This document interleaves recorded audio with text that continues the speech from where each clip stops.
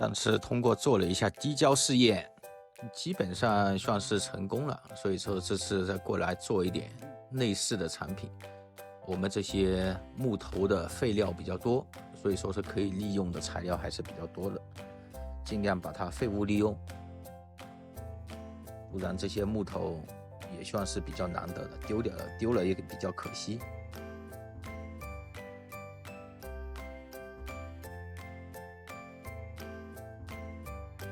这次找了一个圆柱形的一个木头，这是打算做一个茶杯。当然这个茶杯用树脂和木头做出来的话，可能不一定能用来喝东西，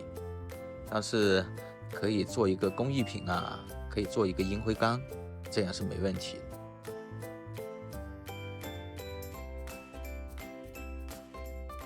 把胶调好，因为现在基本上还是属于试验性的阶段，所以说是不会做太大件的东西。然后前2天还做了几个，本来是想做几个动物造型的树脂跟木头结合的工艺品，就有点像视频上面其他高手做的那些工艺品一样的东西。但是等我做好胶以后，发现身边没有比较适合的工具，所以说我又重新买了几套工具，一些雕刻机啊、打磨机啊之类的。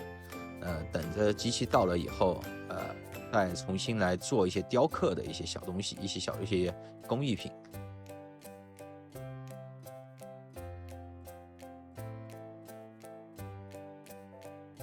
所以说这2期出视频就会速度稍微慢一点。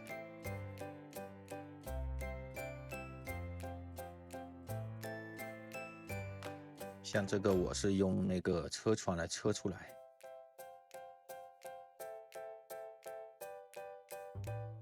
现在胶已经干了，但是这个木头放的话，因为没计算好，没有放在正中间，可能说是在车的时候，在用那个车床来做的时候，可能就需要找一下中心点。所以说是一边做，也是一边学到了很多没有意想不到的，一些没意想到的一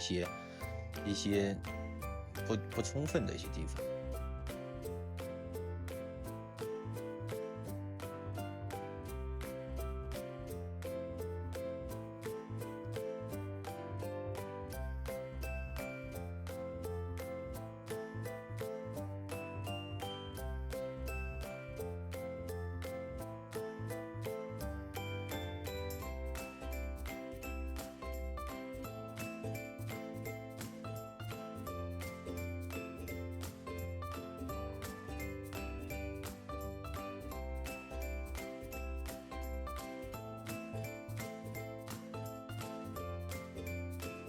像做这些东西也是为了准备以后做比较大的一些作品的话，做一个准备技术储备。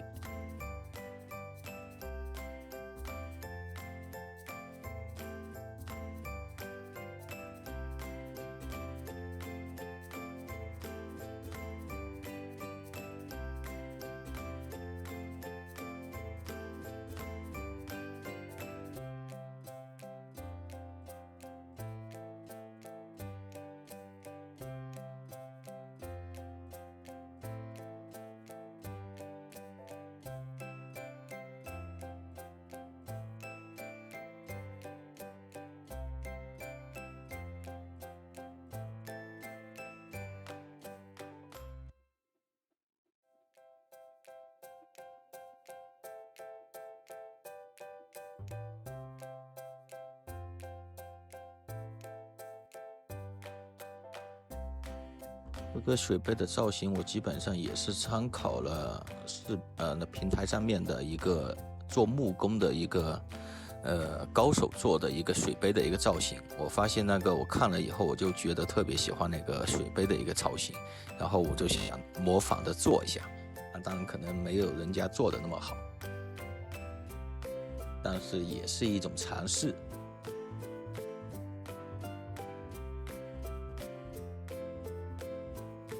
这次的水杯做出来也是，整体还算满意，但是中间出了很多没有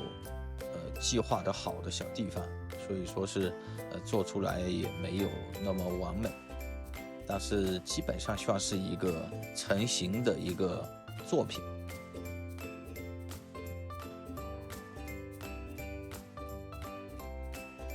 以后会尽量多尝试一下这些新兴的这些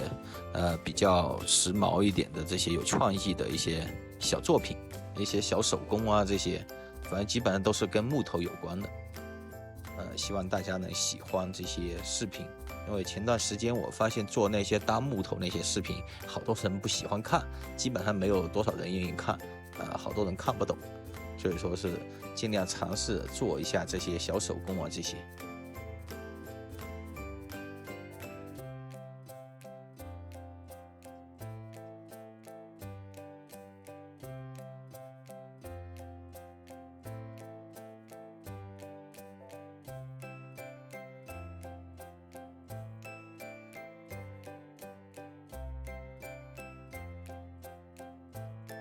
现在还有一些打磨啊，还有雕刻的一些工具还没到，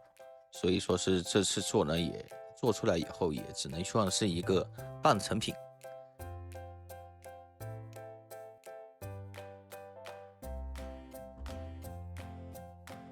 等到时候工具到的时候，我一边雕刻的时候，一边再把那个视频拍了补上来。